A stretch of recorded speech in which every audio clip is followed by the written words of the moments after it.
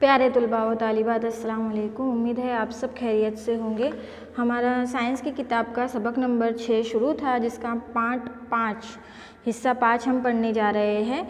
इससे पहले के हिस्से में मैंने काफ़ी कुछ मालूमात आप लोगों को फ़राहम कर चुकी हूँ इस सबक के सिलसिले से, जो रिलेटेड थी वो कि तग़ज़िया क्या है।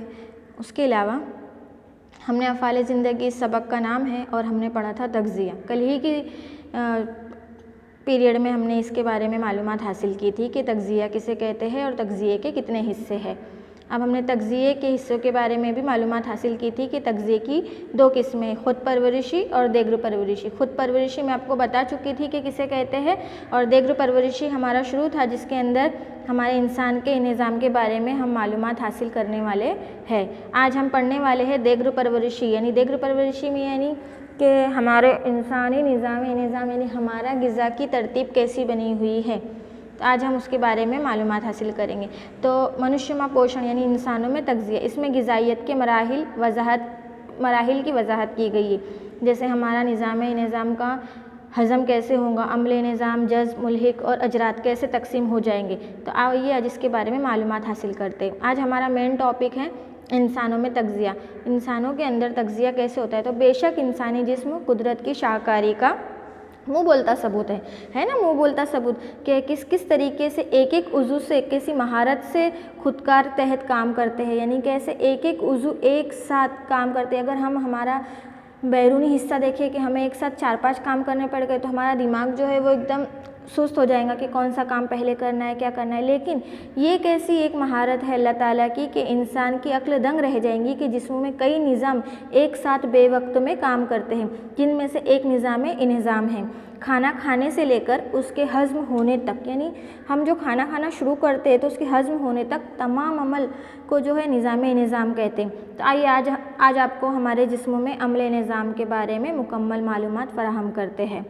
हमारा निज़ाम कई पेचीदा आज़ा और गुदूरों से मिलकर बनता है। तो आपको पता है, ये शक्ल में भी दिख रहा है कि कैसा हमारा निज़ाम पेचीदा है, जो खाना खाने से लेकर ग़िज़ा को हज़म करने में मदद करता है। हम जो भी खाना खाते हैं, जैसे हमारा खाना खाने का जो भी तरीका है, वो खाना खाते हैं तो हमारा जिस्म उसे बारीक से बारीक ज़र्रात में पहले तो तब्दील करता है ताकि उसे हज़म करने में बिल्कुल आसानी हो, कोई पेचीदगियाँ ना हो। और फिर उसके बाद वो फासिल मादे यानी कि जो बेकार कचरा वाले मादे, उसको उसका अखराज का भी हिस्सा बताया गया है। तो मुंह से लेकर यानी जो हमारी ज़बान है, दांत है, वो मुंह से लेकर तो अखराज तक हमारे निज़ाम के हज़म के ज़्यादातर एक ट्यूब की शक्ल में, यानी कि हम जो खाना खाते हैं पहले तो वो हमारे मुंह में जाएगा, तो मुंह से लेकर जब हम उसे बारीक से बारीक दांतों से चबाएंगे तो चबाने से लेकर तो वो हमारे मादे तक जाने तक एक ट्यूब की शक्ल में होता है। यानी एक ट्यूब जो रहती है ना, किसी एक पानी की नली होती है जिसके ज़रिए पानी एक हिस्से से दूसरे हिस्से में जाता है, जिनमें खाना सफ़र करके अमले निज़ाम तक मुख्तलिफ़ हिस्सों को तय करता है। यानी मुँह से लेकर तो वो ट्यूब के ज़रिए वो नीचे के हिस्से में जाएगा और फिर वहाँ से जो है मादे तक पहुंचता है। तो हमारे मुंह से लेकर इखराज तक लंबी बल खाती हुई ट्यूब हमारे खाने को मुख्तलिफ़ तरह के अमल से गुजारती है, जिनके दौरान हमारा खाना बिल्कुल हज़म हो जाता है और फाजिल मादे हज़म हो जाते हैं। चंद और मादे भी हमारे जिस्म का हिस्सा है जो अमले निज़ाम के दौरान मुख्तलिफ़ कीमियावी मादों को इखराज करके अमले निज़ाम को पूरा करने में हमारी मदद करते हैं। जैसे मुख्तलिफ़ मादे कैसे, हमारे जिस्म में सिर्फ दांत और यही तो नहीं है ना, हमारे जिस्म में तो बेशुमार मादे आए हुए हैं, जिसके अंदर ज़बान है, मुंह है, जो ट्यूब है उसे मोर कहा जाता है, फिर डायाफ्रेम है, गाल ब्लीडर है, पतनली है, जिगर है, लबलबा है, छोटी आंत, बड़ी आंत, ये सारी जो हिस्से हैं इन सब से खाना गुजर कर मुकम्मल इखराज की तरफ बढ़ता है। तो इस अमल को मज़ीद आसान बनाने के लिए हमारा निज़ाम मुंह से शुरू होता है। जैसे हम बारीक चबा कर हम छोटे छोटे टुकड़ों में तब्दील कर देते हैं। फिर इस अमल में हमारे मुंह में पाए जाने वाला लुआब, जो थूक जिसे हम बोलते हैं, वो लुआब जो हमारे मुंह में पाया जाता है, जैसे ही हम खाने का नाम ले, जैसे हम कोई खट्टी और तर्श चीज़ों का नाम ले तो कैसे हमारे मुँह में पानी आ जाता है, तो वो क्या हुआ, एक एक कुदरती तौर पर वो लुआब जो है, वो थूक जो है हमारे मुंह में मौजूद होता है। तो वो लुआब जब हम जैसे ही खाने के एक निवाले को हमारे मुंह में रखते हैं तो वो लुआब उसमें शामिल हो जाता है, और शामिल होने के बाद क्या करता है, वो उसे बारीक दांतों के ज़रिए बारीक करने में मदद करता है। और जब वो लुआब में शामिल अज्जा हमारे खाने को चबाने में बहुत आसानी से मदद करते हैं, और जिसकी वजह से हमारा खाना छोटे छोटे टुकड़ों में तब्दील हो जाता है। फिर खाने को मुँह से मादे तक ले जाने वाली नाली को एसोफेक्ट यानी मोर कहते हैं।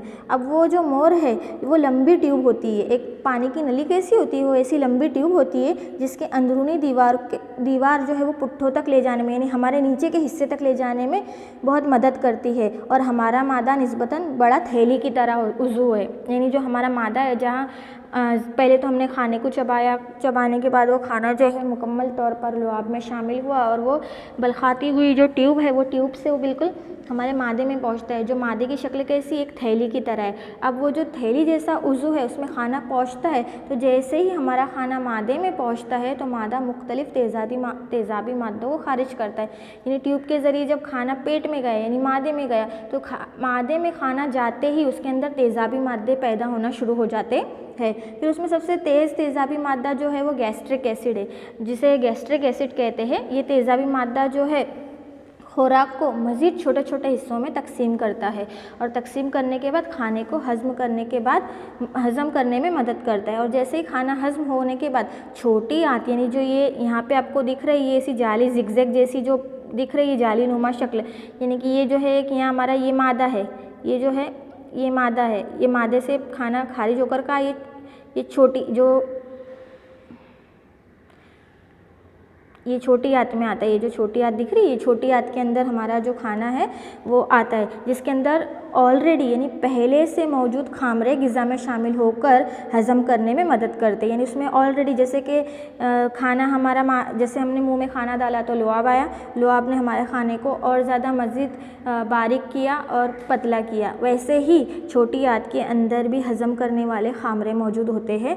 और इन आज़ा में लबलबा, देखो यहाँ दिया हुआ है, लबलबा, जिगर, पित्ता शामिल होते हैं, और ये खामरे छोटी आंत की अंदरूनी दीवार से निकल कर यानी छोटी आंत से वो निकल जाएंगे और निकल कर खुराक में जज्ब हो जाते हैं। यानी छोटी आंत के अंदर ही पूरा मुकम्मल खाने का निज़ाम जो है वो पूरा हो जाता है। वो वहाँ पर जो है खामरे जो है वो खाने को मज़ीद छोटे छोटी शक्ल में तब्दील करके खुराक को जज्ब कर लेते हैं और खाने को मज़ीद बारीक ज़र्रात में तब्दील कर देते हैं। छोटी आंत से खाना बड़ी आंत में दाखिल होता है। दिखती है ना ये जो बड़ी मोटी सी जो ये आंत दिख रही है, ये बड़ी आंत, तो ये बड़ी आंत को खाना दाखिल होता है इसमें, और पानी और सोडियम जैसे इलेक्ट्रोलाइट मादे के अंदर तब्दील हो जाता है, अलग हो जाता है। तो यानी क्या, जैसे ही खाना ये बड़ी आंत में आया तो उसके अंदर ऑलरेडी पानी मौजूद है, पानी और सोडियम क्लोराइड जो है वो मौजूद है। तो वहाँ पर आने के बाद जो है खाना मुकम्मल तौर पर सोडियम और इलेक्ट्रोलाइट जैसे महलूल को अलग कर देता है, और बड़ी आंत के पहले हिस्से को यानी जो इसका पहला हिस्सा है जिसे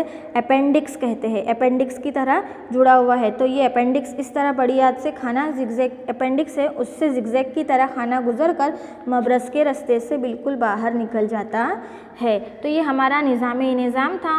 देखो, अगर आपको कुछ नहीं समझ में आता है तो आप मुझसे पर्सनली पूछ सकते हैं। बहुत आसान से मैंने आपको फॉर्म में समझाया है कि किस किस हिस्से से खाना पहले गुजरेगा और क्या उसमें पैदा होगा। सबसे पहले मुंह के अंदर लुआब जो मौजूद है उसके अंदर वो खाने को बारीक से बारीक हिस्से में तकसीम करता है, और ये ट्यूब जैसी जो नाली है जिसे मोर कहते हैं, एसोफेक्ट कहते हैं, वो खाने को डायरेक्ट मादे में लेके जाती है। मादे में ऑलरेडी तेज़ाबी मादे मौजूद होते हैं, जैसे ही खाना उसमें दाखिल होता है वो वहाँ पर हज़म करने का काम शुरू कर देते। फिर मादे से खाना छोटी आंत में जाता है। छोटी आंत के अंदर ऑलरेडी कौन कौन से मादे, लबलबा है, पित्त नली है, जिगर, ये जुड़े हुए, वहाँ पे खाना अपना काम अंजाम देता है हज़म होने का। फिर वहाँ से वो जिगजैग की तरह बड़ी आंत में आता है, और बड़ी आंत के पहला हिस्सा जिसे अपेंडिक्स कहते हैं, वो अपेंडिक्स के ज़रिए खाना और मुकम्मल तौर पर हज़म होता है। सोडियम क्लोराइड और इलेक्ट्रोलाइट जैसे मादे हमारे तवानाई की तरीके से हासिल हमें हो जाते हैं, और बाकी का जो फाजिल मादा है वो मबरज़ यानी बाहर के रास्ते से खारिज हो जाता है। उम्मीद है आपको ये समझ में आया होगा। नहीं समझ में आता है तो आप मुझसे सवालात के जवाब पूछ सकते हैं स्कूल के टाइमिंग में। आज के लिए इतना ही। अल्लाह हाफिज़।